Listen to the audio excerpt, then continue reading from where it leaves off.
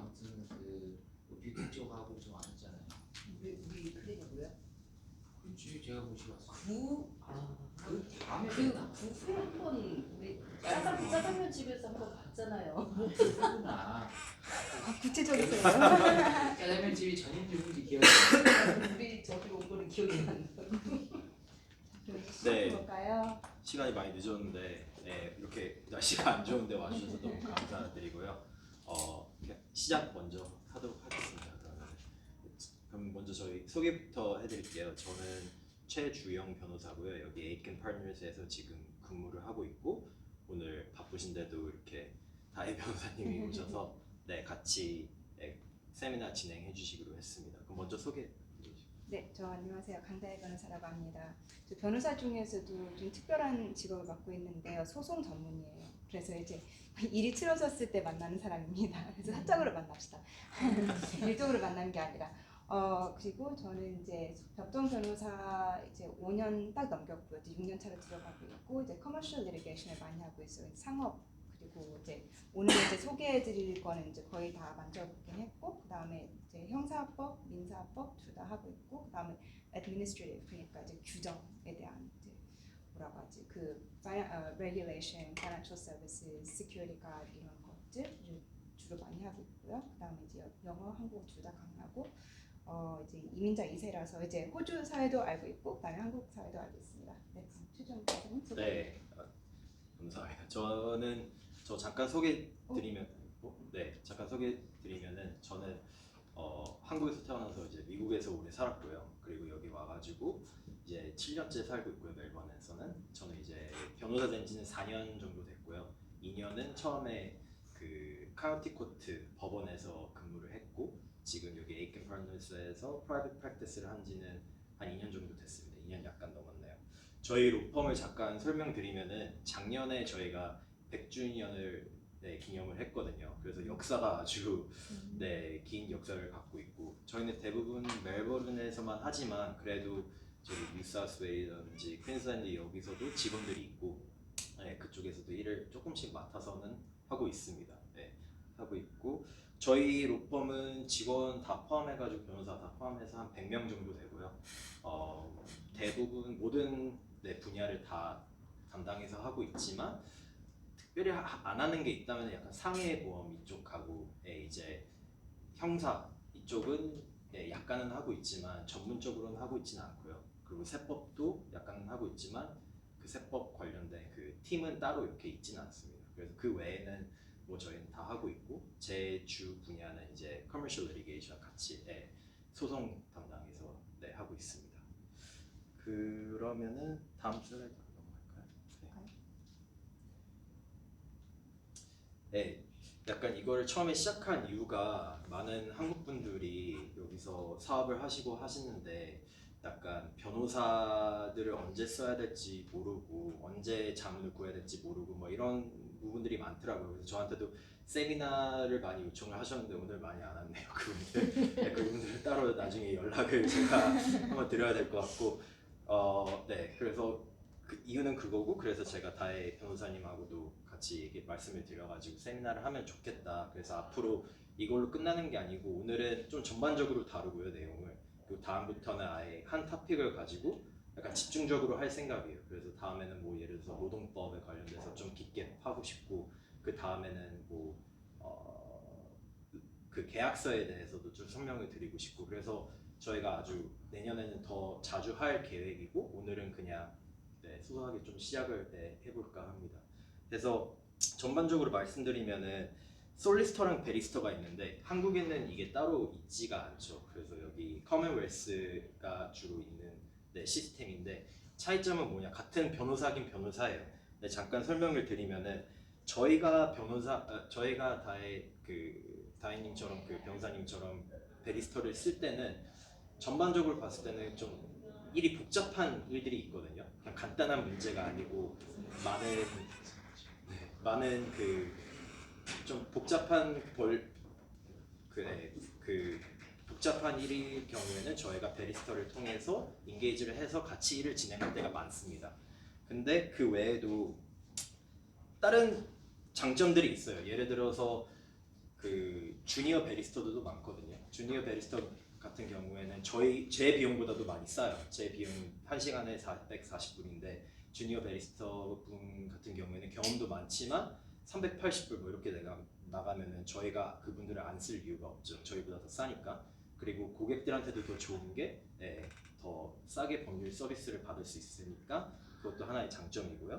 그 외에도 이 법이라는 게 되게 복잡해서 많은 사람들의 의견을 갖는 게 좋아요. 그래서 저희 로펌에 오시면 제 의견만 듣는 게 아니고 저희 팀 전체의 의견을 받으시기 때문에 그게 큰 장점이라고 할 수 있는데 베리스타 분들은 아무래도 이 법 자체를 더 집중적으로 공부를 하시다 보니까 되게 그거에 대한 지식이 많으세요. 약간 전문 지식이 많으시기 때문에 저희가 같이 협력을 하면은 더 좋은 시너지랑 더 좋은 그러니까 법률 자문을 드릴 수 있는 거죠, 고객들한테. 그리고 가끔씩 급한 건으로 오실 때가 있으세요. 뭐 21일 안으로 예를 들어서 하시는 사업 이게 지금 리퀴데이션이 들어갈 수도 있다, 파산이 될 수도 있다 하면은 저희가 막아야 된다 하면은 시간이 별로 없기 때문에 베리스타를 인게이지 해가지고 일을 나눠가지고 효율적으로 더 빨리 일을 진행할 수 있도록 저희가 그런 이유로도 베리스타랑 같이 협력해서 일할 때가 많습니다. 그 외에 이제 공통점 차이점을 이제 다혜 변호사님이 설명을 해주시고. 그 이제 조금만 추가를 하자면 이제 차이점 한 가지 있는 차이점 몇 가지가 사실 있는데요. 이제 베리스터, 그러니까 저는 베리스터, 그리고 최 변호사님은 솔리스터 이렇게 나뉘어지거든요. 그래서 이제 베리스터는 1인 기업이에요. 솔 트레이더예요. 우리는 저 로펌이랑 일을 하지만 그래도 로펌의 뭐라고 하지? 엠플로이가 아니면서 로펌 소속이 아니면서 우리는 이제 여러 가지 많은 로펌들한테서 일을 받아서 이 소송 준비 아니면 뭐 소송을 진짜 하거나 그러니까 이제 법원에 들어가서 이제 판사님이랑 토론을 하는 사람은 바로 저입니다. 그다음에 그 아주 대부분의 관계에서는요. 그리고 이제 소송을 할 때도 이제 의뢰인이 이제 와서 이제 이 사건이 이런 저 상황이 일어났는데 일이 치러졌는데 이거 소송을 해야 될지 진짜 모르겠다, 알겠다, 모르겠다. 이제 혼자서 고민을 많이 하시다가 로펌으로 오시거나 아니면 저한테 이제 의뢰를 하시거든요. 그럼 저는 이제 소송을 할 가치가 있는지 없는지, 그러니까 이게 이만큼의 돈이 걸려 있는데 그만큼의 시간과 그만큼의 이제 저 뭐라고 하지, legal fees, 그러니까 선임비 이거를 다 생각을 하면 그리고 그 스트레스, 기회비용까지 다 생각을 하면 소송을 할 가치가 있는지도 조언을 해드릴 수 있어요. 그다음에 이제 특별한 경우에는 무슨 법령 해석 아니면 어떤 뭐 계약 해석에 대해서 엄청나게 막 세밀하게 이제 분석을 해야 되는 거 그런 경우에서도 베리스터가 쓰긴 합니다. 솔리스터는 이제 솔리스터 로펌에서 일하는 솔리스터는 이제 처음부터 끝까지 다 계약을 받을 수 있어요. 이제 계약 성사부터 준비부터 이제 기업을 어떻게 만드는지 아니면 회계사를 연결을 해주는가. 근데 사실 베리스터는 진짜 일이 틀어졌을 때만 많이 들어오는 경우가 있어요. 그래서 그런 차이점도 있고, 그다음에 솔리스터는 이제 대개로 상담, 맨 처음에 상담이나 이제 문제가 있을 때 아니면 이제 어떻게 해결을 해야 할 일이 있을 때 상담을 해주는 일이고요. 그다음에 이제 얼굴이 이제 이런 많은 의뢰인들에게 얼굴이 많이 보여지는 직업. 그다음에 이제 베리스터는 조금 더 이제 한 발자국 물러서서 그래서 솔리스터랑 일을 많이 하는 경우가 있고, 그다음에 소송을 준비할 때만 의뢰인을 만나는 경우가 많아요. 그래서 저는 사실 의뢰인들을 만나기보다는 솔리스터랑 일을 더 많이 합니다. 그리고 소송을 걸 때는 진짜 이게 제 분들이 많이 여쭤보시는 경우인데요. 이거는 이제 한국에서 소송하면 이제 로펌을 선임을 하잖아요. 그 로펌에서 다 해결을 해주잖아요. 근데 여기 이 시스템은 저 솔리스터랑 베리스터가 손잡고 하는 일이라서 이제 베리스터를 더 선임을 해야 된다면 이때 협력 빛을 발하는데요. 소송을 할 때 그 상담이랑 뭐 서류 작업, 서류 준비 같은 거 아니면 저 법원에다가 파일링, 서류를 넣어야 될 때 그거는 솔리스터들만 할 수 있는 거고, 그다음에 소송을 할 때는 이제 소송 경험이 많은 베리스터들이 합니다. 그래서 이제 법원에 같이 가면 솔리스터랑 베리스터랑 같이 대동해요. 엄청나게 힘들합니다. 이것도 공통점을 이제 말씀드리자면 이제 변호사에 대한 인식이 사실은 이제 교민 사회나 아니면 호주 전체 사회에 전반적으로 그렇게 좋은 의식이 있진 않아요. 근데 이거는 약간 제일 일을 못하는 변호사들이 만들어 놓은 그런 레퓨테이션이라고 생각을 하고요. 그러니까 아무래도 막 뉴스에 나오는 건 이 변호사가 이제 변호사가 이제 돈을 훔쳤다 뭐 이런 말이 나오긴 하는데 이제 변호사들이 대부분이 이 두 가지 의무를 엄청나게 중요하게 생각을 하는데요. 첫 번째는 비밀 유지 의무. 그러니까 특히 교민 사회에는 서로 건너 아는 사이가 엄청나게 많잖아요. 그래서 이제 의뢰인이 들어오면 엄청나게 입을 조심해야 되는데 이제 제 경우는 그러니까 그 사건의 디테일을 말하지 말아야 된다. 이거는 진짜 기본이고요. 기본적으로 깔려 있고 저는 특히 교민 사회에 있는 클라이언트가 있거나 아니면 이제 소규모 아니면 이제 소기업 이런 사람들이 이제 의뢰인을 들어오면 저랑 이제 최 변호사님들한테 그러시겠지만 저는 클라이언트가 누군지 얘기도 안 해요. 왜냐면 저는 내 의뢰인이 이런 사람이다 하고 저 뭐라고 하지? 저 이렇게 이제 우리 소리를 내고 안 다녀도 괜찮거든요. 저는 어차피 일이 이제 로펌한테서 들어오니까 의뢰인한테 뭐 이런 멋진 의뢰인이 있다, 이런 대단한 돈 많은 의뢰인이 있다, 이런 사건이 있다 그런 거 하나도 얘기 안 해도 되거든요. 그러니까 특히 비밀 유지 의무를 중요시하고 그다음에 또 이 의무는 사건이 끝나더라도 소송이 끝나더라도 계속돼요. 특히 다른 의뢰인에서 받은 정보를 새 의뢰인 새로 들어온 의뢰인의 사건에 사용을 하면 안 돼서 이럴 때는 다른 변호사한테 넘깁니다. 그러니까 제가 이제 만약에 이제 초이님을 의뢰인으로 모시게 된다고 하잖아요. 아니 이제 최종 변호사님이 모시게 된다고 하잖아요. 근데 나중에 이제 뭐 라포 멜리사랑 싸움이 났다. 그러면 두 분 다 의뢰인으로 못 모셔요. 그러니까 다른 변호사한테 넘겨줘야 되거든요. 그래서 이럴 때 제일 중요한 상호작용이 있고, 그다음에 이제 이거는 이제 의해 충돌이라고 하죠. 이제 새 사건이 들어오면 전에 맡은 사건의 의뢰인의 이해와 상충하는지 아니면 내 이해와 상충하는지. 그러니까 전에는 A가 내 의뢰인이었는데 B가 A랑 싸웠어요. 그럼 B는 의뢰인을 못 받아요. 그러니까 이제 그런 상대로 소송을 간다 하면 이럴 때도 다른 변호사를 넘겨야 되거든요. 그러니까 절대로 이 교민 사회가 작다고 해서 이제 누가 내 소송 다혜 변호사가 내 소송을 맡았다 이런 거는 저는 절대로 얘기를 안 하고 그다음에 이제 서로 아시는 분들께서 저한테 뭐 이제 법률자문 아니면 최 변호사님께 법률자문을 맡았다고 해도 이게 우리한테 들어오는 의무이기 때문에 우리가 그렇게 안 하면 징계 대상이 돼요. 이럴 때 뉴스에 나오기도 하죠. 그러니까 징계 대상이 되고 의뢰인들의 신뢰를 떨어뜨리고 그리고 특히 교민 사회에서 신뢰가 떨어지면 이제 더더욱 나쁜 거잖아요. 왜냐하면 이제 저 한국어, 영어 둘 다 능통한 변호사들이 저 이제 교민 사회 이제 호주에 특히 많이 없기 때문에 더더욱 조심을 합니다. 그다음에 그리고 이제 마지막으로 이제 잠깐만 말씀드릴 게 이제 소송을 할 가치가 있는지 권고서를 이제 조금만 말씀을 드리자면 이제 저는 있잖아요. 그리고 최 변호사님도 아마 그러실 거예요. 이제 웬만하면 소송 추천을 안 해요. 말려요. 웬만하면. 진짜 시간, 기회, 비용 이거 돈을 생각하면 엄청나게 스트레스를 많이 받고 엄청나게 돈이 사실 많이 깨지는 그러니까 그 선임비가 크잖아요. 그러니까 웬만해서는 진짜 뭐라고 하지 중재나 아니면 이제 변호사 대 변호사끼리 이제 얘기를 해서 이제 레소루션을 할 수 있으면 최대한 그렇게 하고요.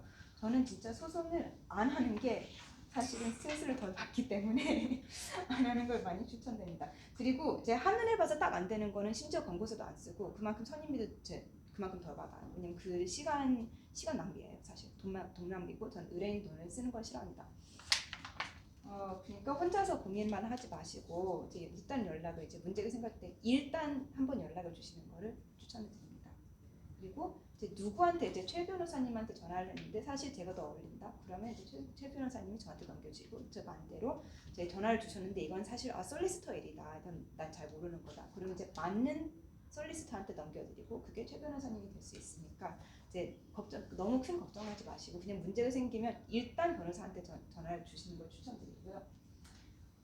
그리고 이제 마지막으로 두 가지 말씀을 드릴 건데요. 이제 소송을 당했을 때 일단 바로 변호사한테 전화를 하기. 왜냐면 답변을 보내야 돼요. 답변을 보낼 의무가 있는데 이게 이제 21일 아니면 28일 주로 이렇게 되거든요. 3주 4주 진짜 별거 아니잖아요. 이제 긴 시간이 아니에요.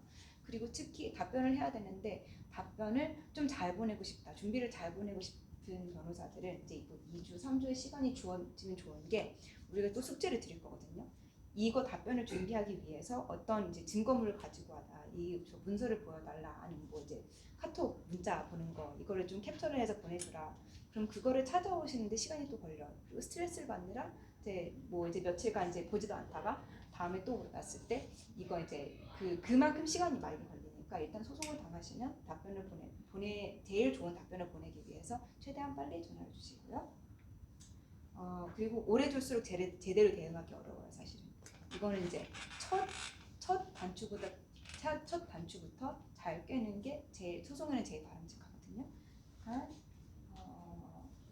기억해 주시고, 그다음 부득 이야기 소송을 해야 될 때 진짜 하기 싫은데 그래도 어떻게 이제 돈이 이만큼의 돈이 걸려 있으니까 아무래도 해야 되겠다. 아니면 이제 피곤이 되었다. 그러면 구두로한 거는 있잖아요. 이제 계약서가 이제 아주 많이 깔려 있는 이제 호주 사회 아닙니까? 구두로한 것은 나중에 관계가 틀어지면 너무너무 어려워요. 증거물을 대기가 참 어렵죠. 그러니까 그 사람이 나한테 이런 말을 했었다. 이거는 이제 사람의 기억에 딸린 거 아닙니까? 그러니까 최대로 많이 서면으로 해야지. 그리고 이제 처음에 계약을 했을 때 서면을 했다. 그 다음에 이제 계약의 어떤 텀즈를 바꿨다. 그럼 구도로 아무리 바꿨다고 해도 그 다음에 이메일을 보내거나 카톡을 보내서 우리 이렇게 결정한 거 맞지? 이렇게 결정한 거 맞지? 하고 이제 서면으로 한 번 더 박제를 해두면 나중에 만약에 소송이 이루어졌을 때 증거물을 쓰기 좋고요. 그 다음에 저 설명을 해드리자면 이제 웬만한 소송은 1년, 2년 이렇게 걸려요. 작은 소송은. 그리고 더 긴 소송 막 3, 4, 5년 이렇게 많이 걸리거든요. 그만큼의 시간이 필요하고, 그다음에 특히 막 이제 10만 불 미만 소송은요. 제일 하급 법원에서 하는데 하급 법원이 민사 소송을 보기를 싫어하셔요. 소송 비용이 참 얼마나 많은지 막 10,000불, 20,000불 이렇게 이제 얼마나 시간이 많이 걸리는지에 따라서 이만큼 많이 신중하게 고민을 할 대상이 되고, 사건마다 또 심지어 재판까지 바로 가지도 않아요. 심지어 중재까지 가야 돼요. 먼저 막 중재까지 가는 거에 6개월, 9개월, 12개월 그렇게 한 다음에 그 다음에 중재를 넘어서야지 재판까지 가기 때문에 시간이 참 많이 걸리거든요. 그래서 그것 때문에 제가 소송을 잘 권하지 않는 이유입니다. 상대방으로 협상을 해결할 수 있으면 그걸 제대로 많이 추천을 드리고, 그건 이제 솔리시터나 베리스터 둘 다 할 수 있는 일입니다. 그리고 특히 이거는 법에도 나와 있어요. 원래 다 이렇게 해야 되는 거예요. 그냥 중재를 하고 싶어서 하는 게 아닙니다. 다음 파트 넘어갈까요? 이것도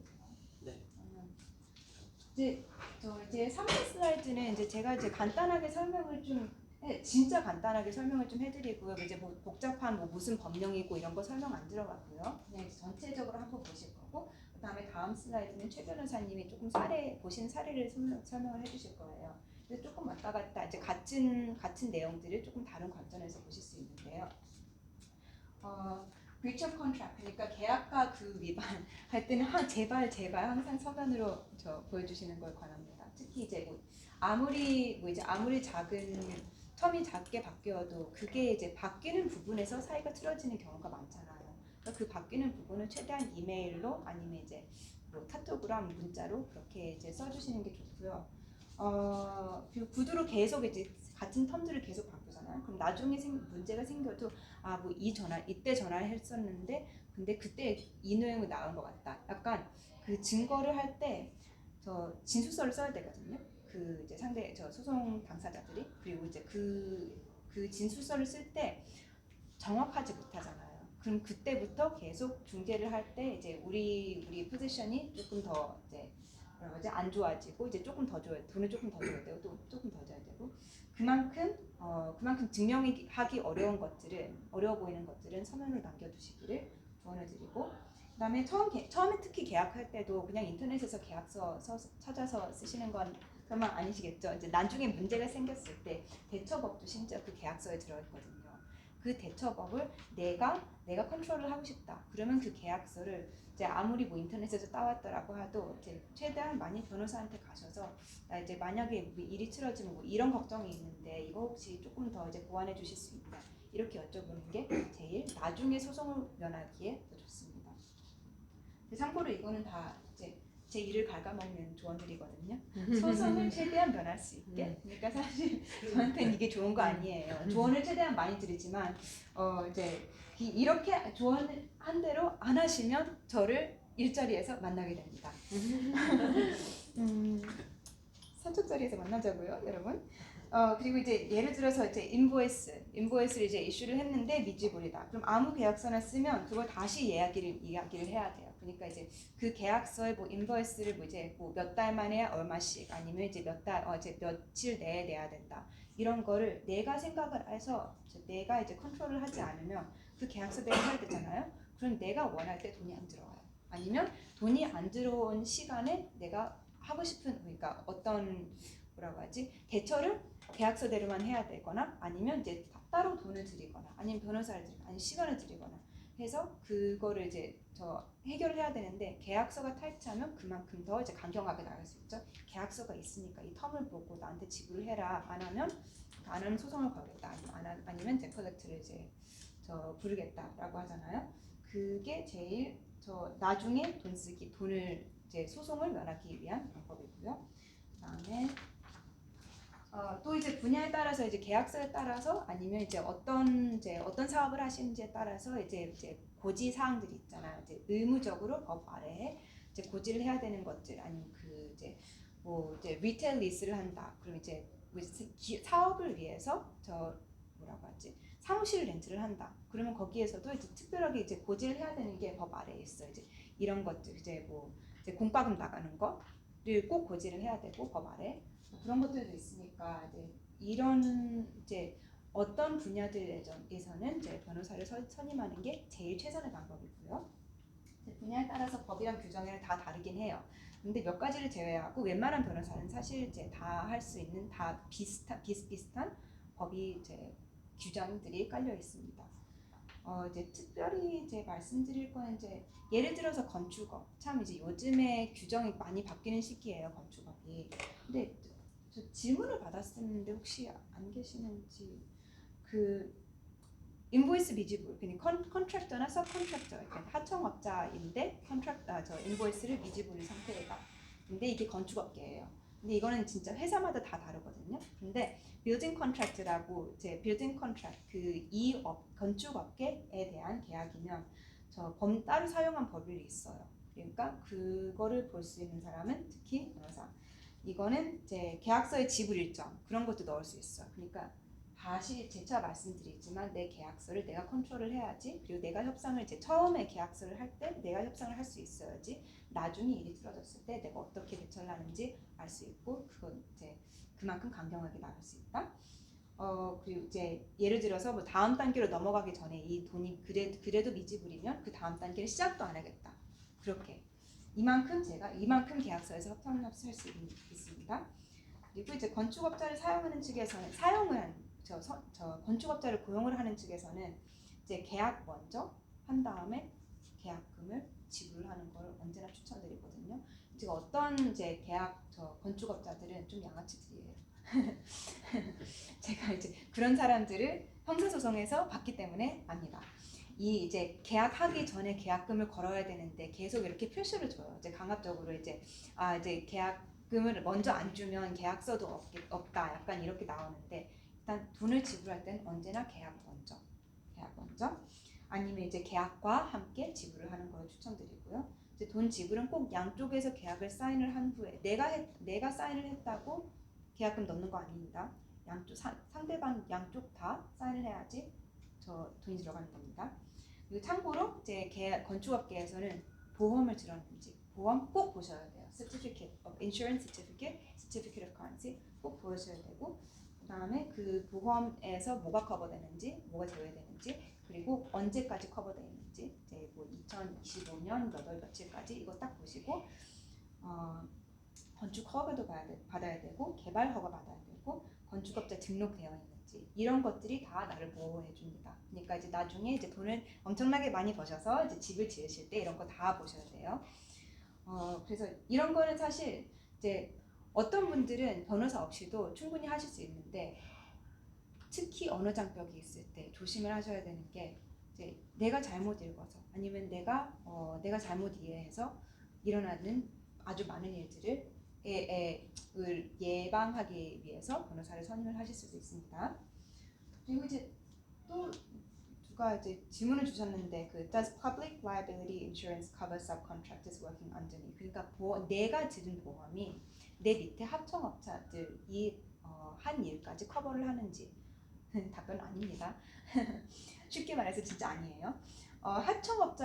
하청업자들마다 내 밑에 업자들이 있잖아요. 컨트랙트, 서컨트랙트들이 있잖아요. 그 사람들이 다 보험이 있는 걸 추천을 해드려요. 왜냐하면 보험은 든 사람만 보호를 해줍니다. 그러니까 내가 하청업자를 쓰는데 그 하청업자가 뭐 일을 잘못했어요. 그래서 그것 때문에 사람이 다쳤다. 하청업자가 보험이 없잖아요. 그럼 나한테 올 수 있어요. 그게. 그러면 그만큼 내 보험 그 뭐라고 하지? 인슈런스 fee, 인슈런스 프리미엄이 내게 올라갈 수 있어요. 그러니까 그 사람 이제 다친 사람은 보험이 있는 사람을 찾아가잖아요. 내가 보험이 있고 내 하청업자가 보험이 없으면 내가 다쳐요. 그만큼 질문이 조심해야 있는데 돼요. public liability는 어디까지, which extent까지 커버되는 거예요? 그거는 계약을 보셔야 됩니다. 계약을 보셔야 되고 이제 어떤 누가 그 public liability insurance를 드는지에 따라서 다르죠. 그러니까 뭐 이제 헤어 살론 아니면 이제 뷰티 살론, medical services 아니면 그런 거를 하는 사람들은 이제 아무래도 그 뭐라고 하지 이제 건물 하나를 세우는 데만큼 public liability insurance가 더 나갈 거 아니에요.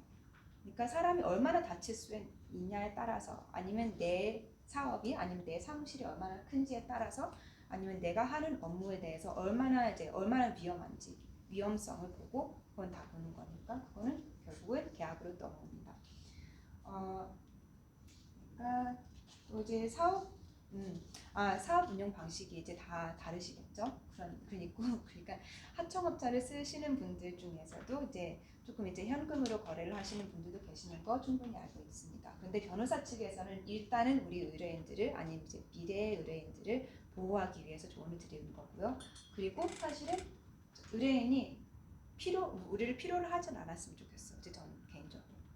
근데 꼭 필요할 때만 오셨으면 좋겠어요. 싫어요 그러면. 저는 1인 기업이에요. 네. 저는 하고 싶은 일만 할 수 있어요. 그건 아니에요. 다이어스는 이제 받는 일은 꼭 받아야 되거든요. 그런데 저는 이제 가능하면 제 일이 너무 차고 넘치지 않았으면 좋겠어요. 행복한 겁니다. 네. 진짜 행복한 거. 그럼 저는 다른 분야에서 이제 일이 많이 들어오잖아요. 네. 그냥 커머셜 소송만 아니라 다른 것들도 많이 들어오니까.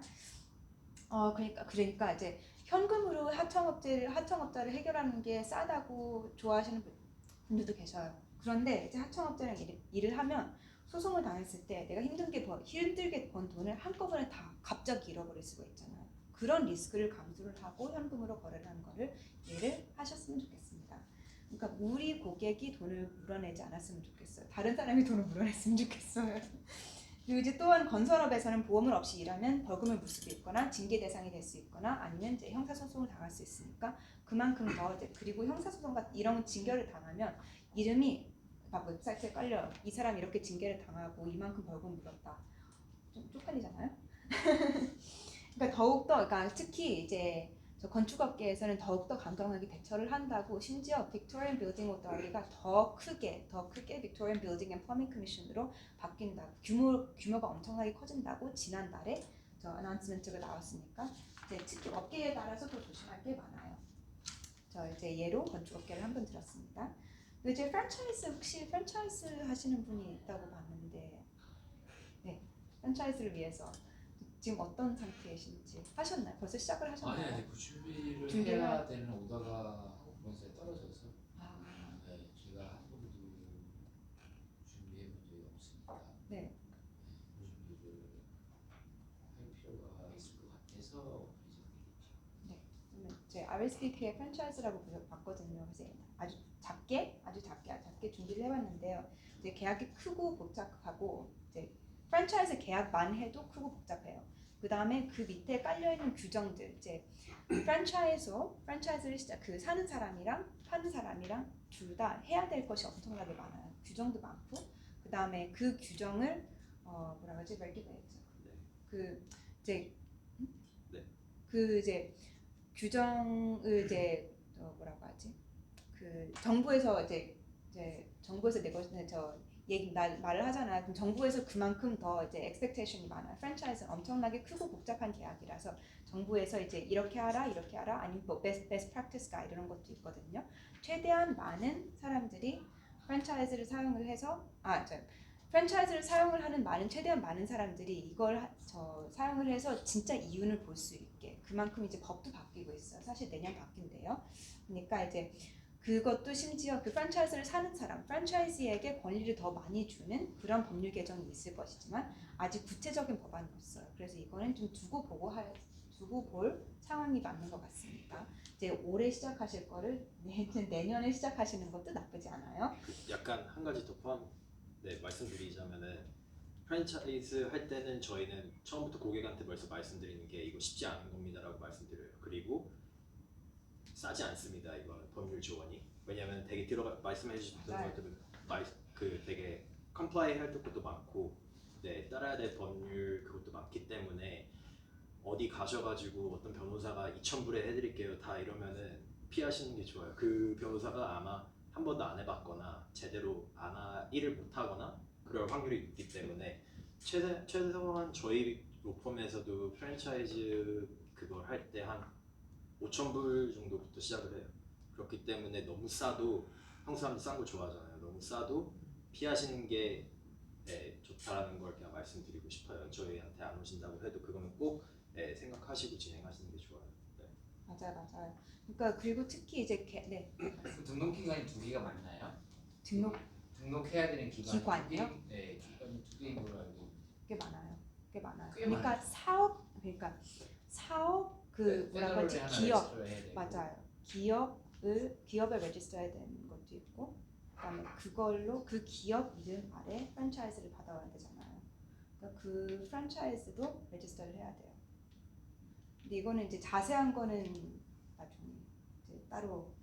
저희도 딱 체크리스트가 있어요. 맞아요. 그래서 네네. 되게 길어가지고 저희도 할 때 그 체크리스트를 보면서 꼼꼼히 해야 되기 때문에 이게 뭐 한두 시간 만에 되고 그런 게 아니기 때문에 5,000불, 7,000불 이렇게 넘어갈 수도 있는 이유가 그런 것 때문에.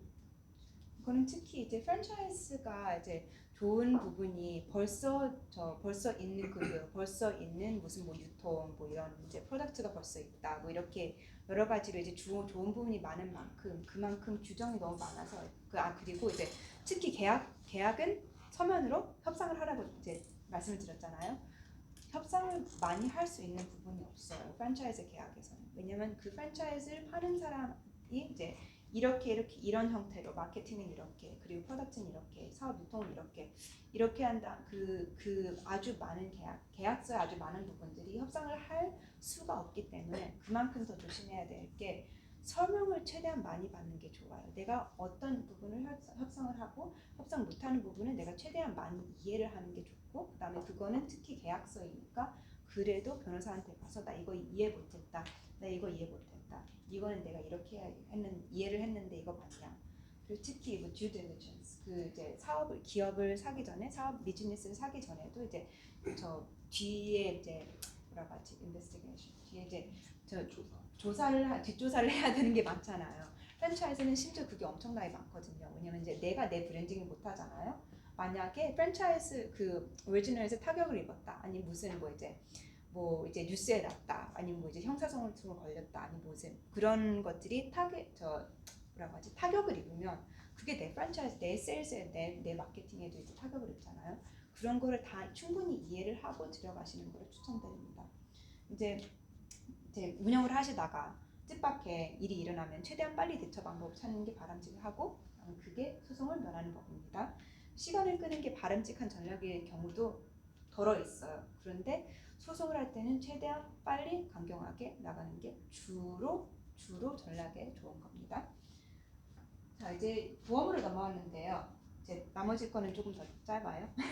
이제 보험도 이제 미포함, 포함 이 부분들을 이제 잘 이해를 하셔야지 내가 어떤 상황이 일어났을 때 어떻게 대처를 할 수 있는지, 그리고 어떤 보험을 들고 있는지 잘 이해를 할 수 있습니다. 그러니까 비즈니스, 그러니까 그 사업자, 그 다음에 컨트랙터, 서브컨트랙터 다 이렇게 보험을 다 가지고 있는 게 최선이에요. 그게 제일 1번인데 1번이고, 그 다음에 일을 시작하거나 일을 시작하기 전 아니면 계약을 시작하기 전에 있는 거를 보여드리고, 심지어 그 뭐 집을 살 때나 아파트를 살 때도 아파트를 살 때도 그 건물 사기 전에 고지사항 중에서 그 건물 전체에 보험이 들어있는지 그걸 보고 살 수 있는 겁니다. 그리고 그러니까 다른 보험들도 다 그래요. 그 계약을 시작하기 전에 아니면 돈을 지불하기 전에 일을 시작하기 전에 보험이 있는 거를 확인을 하고 일을 시작하셔야 됩니다. 그러니까 이제 누가 이제 뭐 사무실에서 일을 하다가 넘어져서 다치면 이건 public liability insurance. 이거는 기본적으로 이제 사업을 하시는 분들은 다 가지고 계셔야 되고, 그리고 내 보험도 최대한 많이 이해를 한 다음에 그 언제 리뉴얼 해야 되는지 다 또 보셔야 돼요. 이제 아주 많은 보험 계약들은 딱 1년밖에 안 거졌거든요. 그러니까 1년마다 이제 새로 보험을 들어야 되는데 그때는 인슈런스 브로커를 추천을 해드릴 수도 있어. 그거는 이제 제 일이 아니지만 그 이제 이거를 이제 특히 보험을 들 때는 아무나 할 수 있는 게 아니거든요. 그리고 이제 보험 프로덕트를 볼 때도 이제 초이님이 아시겠지만 나 보험하는 사람 아닌데. 근데 이제 파이낸셜 서비스 이제 전체적으로 딱 보면 이걸 이제 파이낸셜 서비스를 어떤 프로덕트든지 그냥 저 뭐라고 하지 전문가한테 가는 게 나아요. 그러니까 이제 어떤 경우에서는 그냥 이제 변호사만 선임하는 것보다도 변호사, 뭐 회계사, 뭐 이렇게 그리고 이제 뭐 파이낸셜 서비스 프로페셔널, 이제 보험 업체들 이렇게 다 같이 사용을 하는 게 좋은데, 그래서 이것도 이제 내년에 한번 볼 거. 회계사랑 이제 세미나를 한번 하거나 아니면 이제 다른 사람들이랑 세미나를 한번 하거나 기획도 하고 있습니다. 다음에 이제 부채, debt recovery. 이게 얼만큼에 따라서 저 뭐라고 하지? 이 금액이 얼마냐에 따라서 이제 조금 대응할 수 있는 게 달라지긴 하는데요. 이제 가급적으로 최대한 변호사를 사용을 하는 게 이제 바람직하긴 해요. 왜냐하면 이제 그 법적으로 편지를 보내는데 편지에 어떤 요소들이 들어가는지에 따라서 법적으로 이 금액을 다시 받아올 수 있어요. 그 법을 따라서 편지를 안 써서 편지를 썼는데 법에 안 따랐다? 그럼 처음으로 다시 돌아가야 돼요. 안밀 소송을 해도.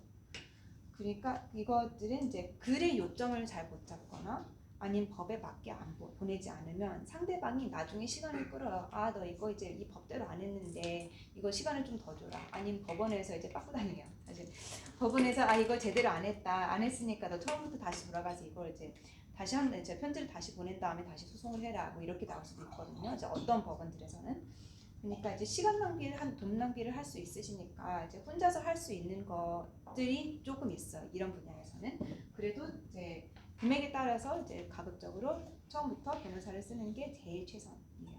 금액에 따라서. 한 가지 추가로 말씀드리면 이 분야가 제가 제일 전문적으로 많이 하는 분야인데, 돈 잘 받아냅니다. 제가 아주 잘 받아내는데 그 이유 중에 하나가 말씀하셨던 대로 내가 그냥 그 사람한테 전화해서 따지면 되겠지라고 생각하실 수도 있는데 그렇지가 않더라고요. 상황에 맞춰서 저희가 가끔씩 저희가 전화를 할 때도 있고요. 아니면은 저희가 편지를 보낼 때도 있고 가끔씩은 회사 상대로 돈을 받아내시는 경우도 있잖아요. 그럴 때는 statutory demand라고 되게 법적인 효력이 되게 있는 거거든요. 그걸 보내면 압박이 되게 심하게 올 수 있어요. 왜냐하면 21일 안에 그 빚을 안 갚을 경우엔 저희가 법원에 가가지고 그 회사를 파산시켜 주세요라고 그 판사님한테 요청을 드릴 수가 있거든요. 그렇게 되니까 아주 하루 아침 만에 이 회사가 망할 수도 있으니까 그거를 만약에 저희가 보내면은 되게 압박을 받고 돈을 바로 갚을 수도 있죠. 근데 문제는 그것도 혼자서 작성해서 이거 심내하고 했다가 그게 잘못될 경우에는 나중에 역으로 고소를 당하실 수도 있어요. 그렇기 때문에 그러면은 또 일이 커지니까 되게 변호사를 그걸 추천드리는 거를 변호사를 선임하시는 걸 추천 많이 드립니다. 처음부터. 그리고 제 다음 거는 이제 고용이나 근로계약이 저 사례인데요. 그 설명인데요. 이제 이거는 이제 참 어려운 분야니까 이제 인간적으로 어려운 분야거든요. 왜냐면 이제 내가 고용하던 사람이 역으로 나를 소송했다. 참 억울하잖아요. 그러니까 이거는 진짜 고용 분쟁이 일어나기 전에 최대한 법률 자문을 많이 받아놓는 게 제일 좋습니다. 왜냐면 이제 상세하게 봐야 할 부분도 많고, 그 다음에 분야에 따라서 어떤 직업을 하는지에 따라서 또 이제 그런 이제 뭐 그 권리도 많아요. 그러니까 얼만큼 돈을 받아야 되는지, 시급이 얼마인지 이런 것도 이제 분야에 따라서 바뀌고, 그다음에 규정에 따라서 이제 어떤 뭐라고 하지 뭐 이제 뭐 4시간마다 뭐 15분 휴식 뭐 이런 것도 다 이제 상세하게 나와 있어서 그거를 이제 깐깐하게 안 지키면 사실은 이제 내 엠플로이들이 이제 나한테 와서 이걸 갑자기 소송을 당할 수 있거든요. 아니면 갑자기 Fair Work Commission 컴플레인트를 받을 수 있어요. 그래서 그리고 요즘은 특히 직장 내 안전에 대한 법이 좀 강경해지고 있어요. 이제 재작년에 특히 이제 고용주가 조심해야 돼. 고용주가 나서서 직장 내 성희롱을 예방할 의무가 생겼어요. 그래서 그거를 이제 처음부터 내가 나가서 이제 어떻게 하면 이거 방지를 할지 고민을 하고 그 다음에 그거를 이제 뭐 매뉴얼에 써놓거나 어떤 무슨 뭐라고 하지 프로세스들을 만들어 놓는 게 제일 소송을 예방할 수 있습니다. 그거를 이제 그렇게 되면요, 내가 고용한 사람이 사실 나를 소송하는 건 뭐 그렇게 될 수도 있어요. 근데 변호하는데 돈과 시간이 엄청나게 많이 걸려요. 그래서 그 스트레스를 가지고 가기보다도 많은 고용주들이 사실 돈 이만큼 줄게 떨어져라 이렇게 하거든요. 그럼 너무 억울해요. 진짜 너무너무 억울하거든요. 왜냐면 내 입장에서는 내가 이렇게 준비를 많이 하고 이 사람을 많이 돌봐줬고 이제 뭐 특히 뭐 같은 교민사회 분이면 내가 얼마나 많이 돌봐줬는데 이런 억울한 감정들이 있잖아요. 이거를 뭐 관계가 틀어지는 걸 최대한 예방을 하기 위해서 처음부터 이런 거를 이제 잘 알고 내 의무와 내 권리와 내가 고용하는 사람의 의무와 권리를 잘 알수록 좋습니다. 세금법은 제가 아주 짧게 이거는 진짜 조심해야 되는 게 이제 아무리 기업이 있어요, 컴퍼니가 있어요. 그래도 많이 밀리면 임원이 내야 할 수 있어요. 왜 이걸 어떻게 하냐면 그 기업에서 낼 세금을 임원이 벌금으로 내요. 엄청나게 많이 밀리면. 그러니까 막 몇 년 밀렸다 하면 최대한 많이 이제 임원들이 형사소송을 당하는 경우도 있어요. 들어봤습니다. 이제 아주 많을 때에는 아니면 이제 뭐라고 하지? 페널티 노티스라고 내 임원이 내 개인 자산에서 내야 될 수도 있어요. 그래서 돈을 그렇게 많이 벌어놔서 뭐 이제 뭐 집을 샀다, 아니면 뭐 차를 샀다, 그걸 뺏길 수 있거나 아니면 내가 가지고 있는 돈 현금을 가져갔다 이렇게 될 수도 있어요. 그러니까 올해 3월부터 그러니까 코로나 때 이제 20년, 21년, 한 20년까지, 22년까지 조금씩 가져다가 이제 올해 3월부터 그만큼 안 낸 것들을 이제 세금 부채를 다 가지고 온다고 저 단속을 더 심하게 한다고 이제 ATO에서 말을 했고요. 그다음에 파산 신청이 이제 작년이랑 올해랑 꽤 많이 늘긴 했어요. 그래서 그것도 중소기업들이 특히 취약해요. 왜냐하면 이제 패밀리 비즈니스일 확률이 참 많잖아요. 그러니까 내 집을 담보로 걸어두고 돈을 끌어와서 그걸로 사업을 한다. 그러면 그 사업에서 그 기업에서 세금을 안 냈으면 내 집을 잃을 수 있는 거잖아요. 그러니까 엄청나게 조심을 해야 되는 엄청나게 조심을 해야 되는 분야이긴 해요. 그다음에 상업 임대할 때, 그러니까 내가 비즈니스를 하고 있는데 그걸 위해서 사무실이나 숍이나 뭐 그런 걸 렌트를 해야 된다. 이것도 집 렌트할 때 있잖아요. 이제 Residential Tenancies Act라고 따로 있어, 법이 있어요. 그것만 하는. 그리고 이제 따로 Retail Leases라고 이제 사업을 하기 위해서 숍을 렌트를 할 때만 쓰는 또 법이 있어요. 그래서 따로 임대인이랑 임차인 사이에서 서로 뭘 할 수 있는지 그만큼 또 이제 법이 딱딱 이렇게 나와 있어요. 뭐 이거는 default lease period가 뭐 5년, 딱 5년까지고 아니면 뭐 임차인이 조금 덜 원하면 그렇게 할 수 있는데 5년보다 덜 줄, 그러니까 임대인 입장에서 5년보다 덜 줄 수는 없다. 이렇게 법에서 딱 나와 있거든요. 그러니까 이거는 내가 사업을 해서 이제 사무실 렌트를 하는 입장에서 보면 이거는 최대한 변호사를 쓰는 게 맞는 게 내가 이 법 아래 있는 기본적으로 가지고 가는 권리들이 이렇게 많은데 이거를 내가 잘 몰라서 사용을 못했다. 그럼 나중에 가서 억울하잖아요. 이제 정비, 수리, 보증금 이런 거에 대해서 법에 딱 다양하게 꽤 나와 있어요. 그래서 행사할 권리는 다 알고 들어가시는 거를 추천해드려요. 그리고 또 처음 임대를 할 때 고지 상황 같은 거, 이제 공과금이 얼마나 나가는지, 아니면 뭐 maintenance, repair 뭐 이런 거는 얼마나 해야 되는지, 그리고 누가 하는지 그런 거에 딱 의무를 나누는 것도 그럴 권리도 있고, 그 다음에 이제 소기업이나 뭐 스타트업에 특히 좀 현금이 부족한 네, 현금이 급급하고 이제 이걸 샵이나 뭐 이제 사무실을 차려야 되는데 좀 이제 뭐라고 하지? 이 렌트비가 많다. 그러면 변호사 비용을 그래도 좀 쓰는 거를 추천해 드리는 게 나중에 일이 치러지면 그만큼 더 벌어놓은 돈을 또 잃을 수 있잖아요. 그러니까 그만큼 이제 변호사는 근데 여기에서 마지막으로 말씀드리는 거는 이제 변호사는 설명만 해줄 수 있어요. 우리가 제안을 할 때는 진짜 강한 의무가 있어서 아니면 딱 봐도 제안을 해드려야 되겠다, 제의를 해드려야 되겠다 할 때만 해드리지 마지막 결정은 결국은 우리는 하거든요. 우리는 결정을 못 해드려요. 그리고 참고로 비즈니스 매매에도 다른 법이 있습니다. 그리고 처음에 이제 제가 많이 보는 사례는 처음 혼자 해결을 하려고 했어요. 그런데 해결이 안 됐어요. 그래서 솔리시터를 갔어요. 근데 솔리시터 대 솔리시터 사이에서도 해결이 안 됐어요. 그래서 결국은 저한테까지 넘어와요. 진짜 안타까운 게 제가 개입되면 시간이 엄청나게 많이 걸려요. 왜냐면 소송이 1, 2년 걸리잖아요. 그만큼 내 시간과 내 신경과 내 정신 상태가 이 전에 생겼던 일에 묶여 있어요. 참 안타까운 게 처음부터 변호사를 사용했으면 차라리 소송까지는 안 왔을 텐데 약간 이런 생각이 많이 들거든요. 그리고 특히 이제 솔리시터 대 솔리시터가 있잖아요. 상대방 솔리시터가 일을 잘 못할 수 있어요. 그래서 우리가 아무리 좀 이제 많이 컨세션을 주려고 해도 그 사람들이 이제 강경하게 나오거나 그 사람들이 막무가내거나 아니면 그쪽 의뢰인이 막무가내거나 그러면 진짜 소송을 안 넘어왔으면 좋겠는데 소송을 넘어오는 경우가 참 많거든요. 그래서 처음부터 자문을 받아보시는 게 좋습니다. 그리고 특히 자문을 받고 있을 때 내 권리를 행사를 하려고 하는데 저 상대방이 좀 이상하게 나온다. 그럼 그 사람은 같이 비즈니스를 할 상대가 아닌 것 같아요. 좀 걸러내는 역할도 있을 것 같아요. 이제 마지막으로 이제 에이킨즈에서 이제 최주영 변호사님 이제 로펌에서 안 하는 분야가 조금 있다고 하시잖아요.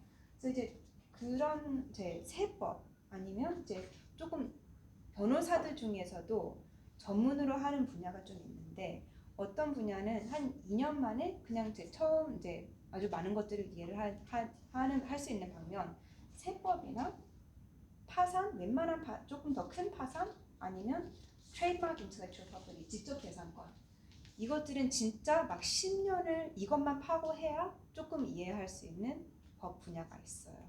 심지어 제 지적 재산권은 저는 하지도 않습니다. 왜냐하면 이거는 진짜 솔리시터로 해서 이제 뭐 10년을 일을 해야지 조금만 이해를 할 수 있는데 지적 재산권은 호주만 하는 게 아니라 아주 많은 뭐 미국, 중국 제일 큰 그런 나라에서도 이제 그걸 다 이제 지적 재산권을 내가 받아와야 되기 때문에 아주 많은 나라들의 법을 이해를 하고 있어야지만 이거를 잘 할 수 있어요. 그러니까 이제 어떤 분야든 일단 뭐 최 변호사님이나 저한테 전화를 주시면 맞는 변호사님께 소개를 드릴 수 있는데 특히 지적 재산권은 만지지도 않고 파산 같은 경우에는 좀 쉬운 거면 충분히 할 수 있는 거예요. 근데 뭐 대기업이다 뭐 이런 거는 이제 나중에 대기업 많이 되세요. 이제 대기업 같은 거는 이제 엄청나게 복잡해져서 이제 저 같은 아주 많은 분야를 다루는 저 같은 변호사는 아주 큰 파산은 하지도 않습니다. 자 그러면 최 변호사님들 넘어갈까요? 저희 로펌에서 저도 제일 많이 맡아서 하는 게 파산이고요. 저희는 그 리크데이터랑도 일을 많이 해서 파산은 되게 많이 하는 분야고 트레이드마크 인텔렉츄얼 프로퍼티 같은 경우에도 이미 판결이 하나 난 거 있는데 여기 14이라고 아시는지 모르겠는데 스프링벨도 있고 여기 시티 하드웨어 레인에도 있는데 14이라고 거기도 소송이 아예 베트남에서 걸려온 적이 있어요. 그래서 저희가 여기 있는 분들 상대로 클라이언트였거든요. 저희가 그래서 잘 막아낸 사례도 있으니까 네, 그런 것도 저희 로펌에서는 네, 하고 있습니다. 제가 진짜 이 세미나를 하고 싶었던 목적은 좀 많은 건들이 오잖아요. 특히 한국 분들 상대로 오시면은 많은 사례들을 보는데 약간 항상 비슷한 걸로 많이 오시더라고요. 비슷한 문제점들로. 그래서 그 문제점을 좀 오늘 말씀드리고 해서 앞으로 좀 방지했으면 좋겠다는 생각이 들어서 준비를 했었고요. 그 계약서 서약서는 이제 다혜 변호사님이 아까도 많이 말씀하셨는데 이게 진짜 중요해요. 되게 상식적인 것 같지만 진짜 이제 문서화를 안 시키시는 것 같아요. 그냥 다 거의 구두로만 계약을 맺으시고 글로는 거의 남기시는 경우를 제가 거의 못 본 것 같아요. 여기서 사업하시는 분들 보면은. 근데 그 이유가 크게 세 가지가 있다고 보는데, 한 가지는 약간 그 관계가 좀 어색해질 수도 있으니까 안 하고 싶은 마음이 크신 것 같아요. 예를 들어서 이거 변호사 선임해가지고 글로 남기자라고 하면 상대방이 나 못 믿나? 약간 이런 인식이 있을 수도 있으니까 안 하시는 것 같기도 하고, 두 번째로는 너무 믿으세요. 그 상대방을. 제가 지금 맡고 있는 것 중에 가족끼리 소송 거는 것도 되게 많아요. 엄마가 딸한테 소송 거는 것도 있고 아들이 아빠한테 소송 거는 것도 있고, 가족들 사이에서도 그렇게 흐트러질 수도 있기 때문에 너무 믿고 따라가는 건 좋지만 이런 거는 제대로 처음에 시작할 때 사업을 같이 시작하거나 그럴 때는 제대로 된 계약을 맺고 시작하시는 걸 추천드려요. 그리고 한 가지 이유가 있다면은 저희 금액, 저희한테 오시면은 이런 계약서 작성하는 거 뭐 한 2,500불에서 3,500불, 4,000불까지도 가거든요. 너무 비싸요. 그래서 안 하시는 분들이 있는데 왜 사업을 하시는지 모르겠어요. 그렇게 그만큼의 투자도 할 생각이 없으시면은 나중에 더 큰 문제로 이뤄질 수도 있거든요. 예를 들어서 저희가 이 문제가 생겨가지고 저희가 먼저 보통 소송을 걸기 전에 편지를 쓰는데 그 편지만 해도 2,500불에서 4,000불이에요. 그래서 비용이 많이 나가고, 소송을 걸어서 최종 판결까지 갈 때까지는 한 10만 불에서 15만 불까지도 들어요. 그렇기 때문에 처음에 이거를 잘 해놨으면은 조금만 투자했으면은 좋을 거를 너무 비싸다는 인식을 갖고 계신 것 같아요. 근데 저는 하나의 투자라고 생각하니까 그렇게 생각하시면 좋을 것 같고, 그렇다고 해서 구두 계약이 법적인 효력이 없냐? 그건 또 아니거든요. 구두 계약도 법적인 효력이 똑같이 있습니다. 근데 문제는 판사님을 설득시켜야 되잖아요. 판사님도 사람인데 결국에는 내 말이 맞냐, 저 상대방 말이 맞냐, 누가 더 신뢰성이 있냐 이걸 보는 건데, 예를 들어서 워킹온 되게 이쁘장하고 연약해 보이는 그런 여자가 상대방이고 저는 저처럼 약간 좀 나이 있어 보이고 이런 남자면은 판사님이 봤을 때 증인석에 섰을 때 누구 말을 더 신뢰할까를 이렇게 보실 수 있잖아요. 그러면 이제 판사님도 사람이기 때문에 저보다는 그 상대방한테 더 호감이 가게 되면은 제가 지는 거죠. 그거는. 그렇기 때문에 글로 남기시지 않으면은 말로 내 말이 맞다, 저 사람 말이 맞다라고 하면 되게 어려워져요. 그리고 저희도 승소 이거 한 30% 승소할 수 있습니다라고 처음부터 말씀드리고 진행을 해요. 되게 어려워지기 때문에 구두 계약도 괜찮지만 최대한 문서화 시키는 게 좋다라는 말씀을 드리고 싶어요. 꼭 계약서를 안 쓰셔도 한 가지 하실 수 있는 거는 이제 카톡이나 이메일 이런 걸로 남기실 수가 있어요. 그리고 또 하나 추천드리는 건, 중요한 통화를 했었다 아니면 만남이 있었다 라고 하면 그 내용을 바로 가셔서 정리를 하셔서 상대방한테 보내시고 오늘 이렇게 얘기했던 거 정리해봤는데 컨펌 해달라 라고 받으시면은 그것도 되게 좋죠. 나중에 다 법원 가가지고 쓸 수 있는 증거물들이니까. 그리고 저도 고객이 오시면 전 고객 말을 잘 안 믿어요. 증거 보여주세요. 증거 보여줄 때까지 제가 승소할 가능성이 되게 높습니다 이렇게 말씀 못 드리겠습니다라고 많이 말씀드려요. 그래서 증거물이 되게 중요하다. 그래서 지우시는 분들도 있어요. 왜 지우는지 모르겠는데 그런 중요한 것들은 다 남겨주시는 게 좋고요. 카톡 메시지나 이런 것들. 그리고 아까 말씀하셨는데 혼자서 작성하시는 분들이 꽤 있어요. 왜 어떤 근거로 그렇게 자신감이 어디서 나오시는지 모르겠는데 보면은 엉터리일 경우가 많거든요. 왜냐면은 저희는 로스쿨을 나왔잖아요. 로스쿨에서 피 터지게 공부한 이유가 그 단어 하나하나 해석하는 거가 진짜 머리가 아프거든요. 그래서 저희가 계약서를 많이 작성해봤기 때문에 이런 거는 이런 단어를 쓰고 이런 문장을 써야 우리한테 유리할 수 있다라고 말씀드릴 수 있어요. 애매모호하게 단어 선택을 해서 써놓으면은 판사님도 이렇게 해석할 수도 있는데 저렇게 해석할 수도 있는데 하면은 문제가 되잖아요. 그렇기 때문에 경험 많은 저희가 하는 게 좋고요. 그리고 서약서 같은 경우에는 특히 계약서도 그렇고 꼭 필요한 조항들이 있어요. 꼭 들어가야 돼. 그게 안 들어가면은 효력이 없을 수도 있어요. 아예 전체가. 그렇기 때문에 저희가 그런 거 많이 하고 판례도 많고 지식이 많으니까 저희한테 의뢰를 해가지고 작성하시는 걸 추천드립니다. 뭐 제 고객들 중에 그냥 가족끼리 그냥 한 계약이다라고 해서 작성하신 분들도 있는데 뭐 결국에는 소송을 가게 되면은 아무리 가족이고 뭐건 해도 그 계약서 자체가 잘 작성이 안 돼 있으면은 저희로서도 어쩔 수가 없어요. 그거는 그렇기 때문에 저희한테 맡아서 하시는 거를 되게 추천드려요. 그것도 그렇고 네, 또 한 가지 저희한테 오시면 좋은 게 계약서를 작성을 해야 되는 상황이 아니고 계약서를 받으실 수도 있잖아요. 상대방으로부터 뭐 부동산 매매 같은 거에 대해서 되게 문제가 많은 게 뭐냐면은 그 상대방 그 집을 팔려고 하는 그 에이전트 예를 들어서 말을 너무 잘 쉽게 믿고 하시는 분들이 너무 많으신 것 같아요.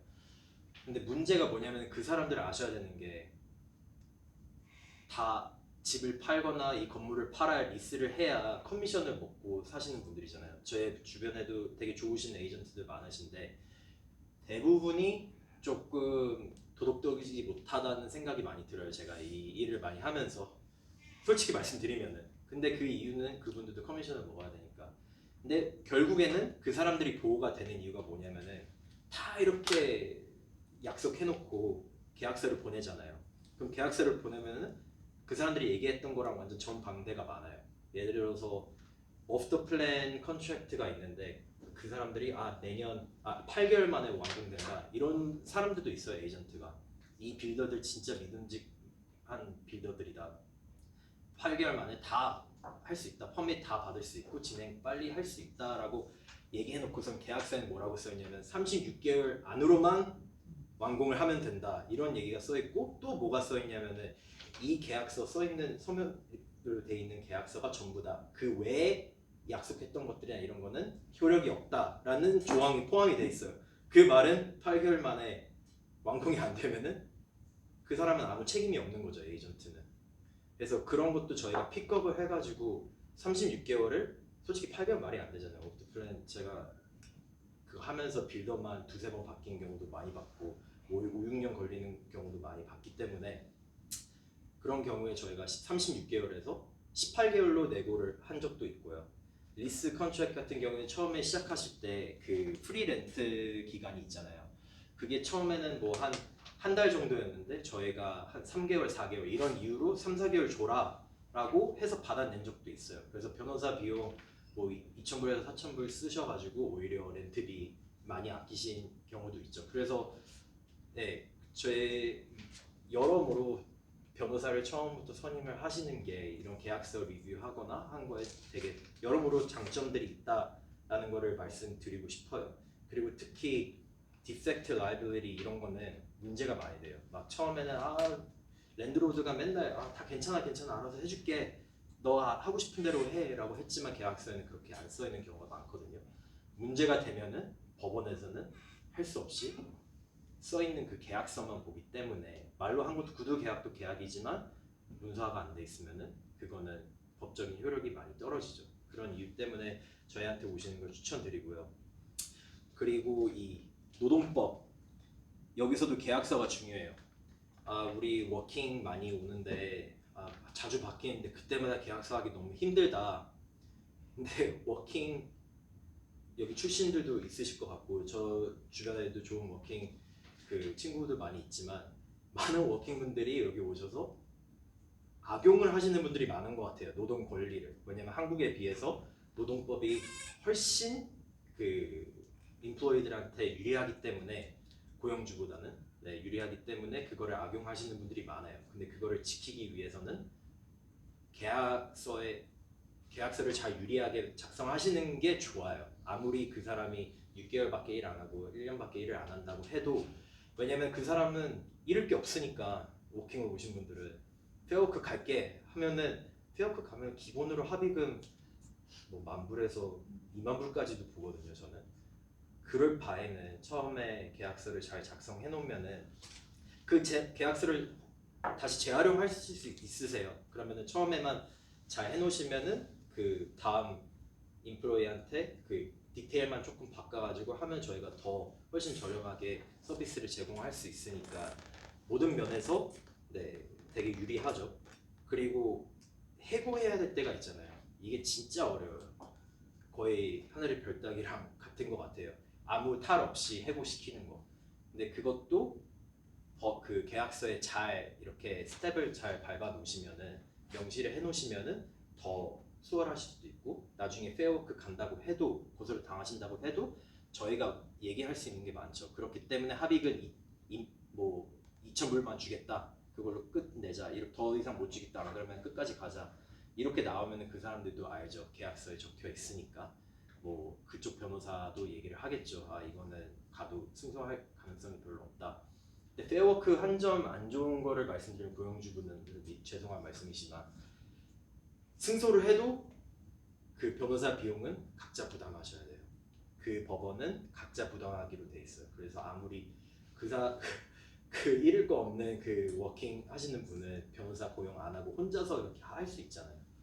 근데 고용주는 잃을 게 많으니까 변호사를 선임하실 수밖에 없고 비용이 많이 들죠. 근데 처음에 문서화를 잘 해놓으시면 계약서를 해놓으시면은 저희가 소송 가기 전에 그분들한테 메일이나 편지를 보내서 이런 이유 때문에 소송 가도 너는 승소할 수 없다라는 걸로 끝낼 수 있는 경우들이 있어요. 그래서 그거는 네, 아시면 좋을 것 같고 그리고 그 일을 하다가 진급을 할 수도 있잖아요. 그 사람이 페이 레이즈가 될 수도 있고 그럴 때마다 다시 새로운 컨트랙트를 네, 계약서를 업그레이드 하시는 거를 추천드려요. 그리고 그 다음으로 말씀드리고 싶은 거는 이제 파산 관련돼서인데 Director's Duty라고 말씀드리면은 사장님들한테 말씀드리면은 잘 모르세요. 솔직히 Corporation Act라는 그 법률 거기 가보시면은 쭈루룩 나와 있거든요. 사장이 지켜야 될 의무들 한 번도 안 읽어보신 분들이 많은 것 같아요. 사업을 시작하시는 분들이. 근데 나중에 문제가 뭐가 되냐면은 일을 하다가 보면은 캐시플로우 문제가 생길 수도 있잖아요. 그러면은 하다가 돈이 모자라가지고 채권자들이 많이 늘어나고 채권자들이 참다 못해가지고 소송을 걸게 되고 그래서 파산이 되는 경우가 있잖아요. 그럼 리크데이터가 선정이 되는데 리크데이터의 듀티는 최대한 회사 돈을 많이 끌어모으는 거예요. 끌어모아가지고 채권자들한테 나눠주는 거예요. 그게 그 사람들이 할 의무예요. 그래서 회사를 맡아서 보면은 이 회사가 다른 빚이 있구나 받아야 될 빚이 그럼 그 빚도 받고 근데 또 한 가지 보는 게 이 디렉터가 이 사장이 듀티를 잘 지켰냐 안 지켰냐를 보거든요. 잘 안 지켰으면은 오히려 디렉터한테 소송이 들어가요. 리퀴데이터한테서. 그럼 뭐 회사한테서 소송을 당하는 거예요. 본인 회사한테. 그런 경우가 뭐가 있냐면은 그 월급이나 배당금 이런 걸로 안 받으시고 돈을 그때마다 뭐 가족들 외식할 때 아니면은 뭐 그 렌트 내야 될 때 여행 갈 때 그냥 회사 뱅크 어카운트에서 은행에서 바로 자기 그 개인 어카운트로 쏘세요. 몇 2,000불, 3,000불 이렇게. 그것도 나중에 다 리퀴데이터가 다시 돌려달라고 말할 수가 있어요. 그렇기 때문에 사업을 시작하시는 분들이면 아니면 사업을 이미 시작하신 분들이면 이 디렉터스 듀티에 대해서 조언을 받으시는 걸 되게 추천을 드려요. 그걸 잘 모르시고 했다가 나중에 진짜 네, 큰 코 다치실 수도 있고 리퀴데이터가 어느 날 5 million 너 갖고 갔잖아 몰게지 이거 달라 너 집 달라 이렇게 될 수도 있으니까 그렇게 되면 이제 또 가정 불화도 많이 생기고 그렇기 때문에 처음부터 이거에 대해서는 잘 생각해 보시고 조언을 받으시는 게 좋아요. 저한테 많이들 오세요. 마지막에 그 다음 날이 그 재판 날인데 오셔가지고 어떻게든 막아주세요 변호사님. 근데 저는 이렇게까지 끌고 오셨는데 제가 할 수 있는 게 별로 없거든요. 그렇게 되면은 어떻게든 해보겠지만 승소할 수 있는 가능성이 되게 낮아요. 그렇기 때문에 처음부터 잘 하시는 조언을 받고 잘 하시는 거를 추천드리고 마지막으로 개인 담보 말씀드리고 싶은데 보통 대출 받을 때랑 이제 뭐 서플라이어들한테 이제 크레딧으로 이제 물건 받아올 때 있잖아요. 그러면 서플라이어들이 개인 담보를 달라고 말씀하실 때가 많은데 줘야죠. 근데 줘야 되는데 개인 담보를 달라고 했을 때는 생각을 잘 하셔야 돼요. 왜냐하면 아까 잠깐 다혜 변호사님도 말씀하셨는데 개인 담보를 걸었을 때는 내 집, 내 명의로 돼 있는 집, 내 명의로 돼 있는 차, 뭐 뱅크 어카운트 다 그 문제가 될 수도 있기 때문에 다 뺏길 수도 있기 때문에 트러스티라는 사람이 어포인트가 되는데 만약에 파산이 되시면은 그 사람이 집하고 이런 거 다 가져갑니다. 그렇기 때문에 개인 담보는 진짜 잘 생각하셔야 돼요. 특히 여기 브로커님도 계신데 제 고객들 중에 브로커 잘못 만나가지고 몰개지 예를 들어서 몰개지를 받아야 되는데 금방 나올 것 같아. 우선 저기 third party 좀 비싼 이자율 비싼데 가가지고 personal guarantee 주고 개인 담보 받자라고 설득을 당하셔가지고 아무것도 모르니까 개인 담보가 어떤 큰 나중에 이런 문제들을 일으킬지 모르니까 오케이 괜찮겠지 하고 했다가 뭐 큰 5뱅크에서 대출이 안 나오니까 이 개인 담보는 계속 이자율이 비싼 20%, 25% 계속 쌓이는 거죠. 그러게 문제가 많이 되죠. 그래서 저한테 오시면은 그 전 브로커 상대로 소송 걸 때도 있고 그리고 제가 더 좋은 브로커 소개시켜 들어가지고 문제를 빨리 해결하고 개인 담보 이거에 대해서는 소송이나 이런 걸 제가 최대한 막아드리고 하게 되죠. 그러니까 개인 담보를 하시기 전에 변호사한테 먼저 그 조언을 한번 받으시고 좀 진짜 꼼꼼히 생각해 보셔야 돼요. 그리고 가족 와이프나 그 남편분한테도 상의를 잘 하시고 이런 문제가 리스크가 있다, 큰 리스크가 있다라는 걸 충분히 인지하신 다음에 하시는 걸 추천드려요. 네. 그리고 저희가 또 한 가지 조언을 먼저 오셔서 하실 수 있는 거는 만약에 남편분께서 담보를 줘야 된다라고 하면은 그럼 집 명의를 우선은 와이프 명의로 바꾸십시다 라고 할 수도 있고 저희가 약간 스트래티지를 좀 만들어 드릴 수가 있거든요. 나중에 진짜 일이 잘못될 경우에 그 집은 와이프 명의로 이미 바꿔놨으니까 개인 담보를 주기 전에 어떻게 안 되는 거죠. 그래서 남자는 잃어도 개인 파산만 되지 다른 거 잃을 게 없는 거예요. 그래서 좀 그런 거를 현명하게 좀 잘 재산들을 좀 이렇게 분야시키고 다른 식으로 이렇게 옮겨놓고 하는 것도 저희가 하는 주 업무이기도 합니다. 그래서 여러모로 그런 걸로 자문을 얻으시면 처음부터 좋죠. 소송이 이미 진행되고 저한테 오시면은 그것도 웰컴이지만 되게 많이 어려워진다는 점을 좀 참고하시면 좋을 것 같아요. 그래서 이게 다 저희가 오늘 준비한 건데 오늘 늦게 시작해서 벌써 6시인데 혹시 뭐 질문 있으시면은 하셔도 되고 자연스럽게 남으셔서 개인적으로 질문하셔도 됩니다. 긴 시간이었는데 같이 해주셔서 너무 감사했습니다. 감사합니다. 자유롭게 질문하셔도 되고 아니면 저 샌드위치도 많이 있는데 갖고 가세요. 음료수도 있고.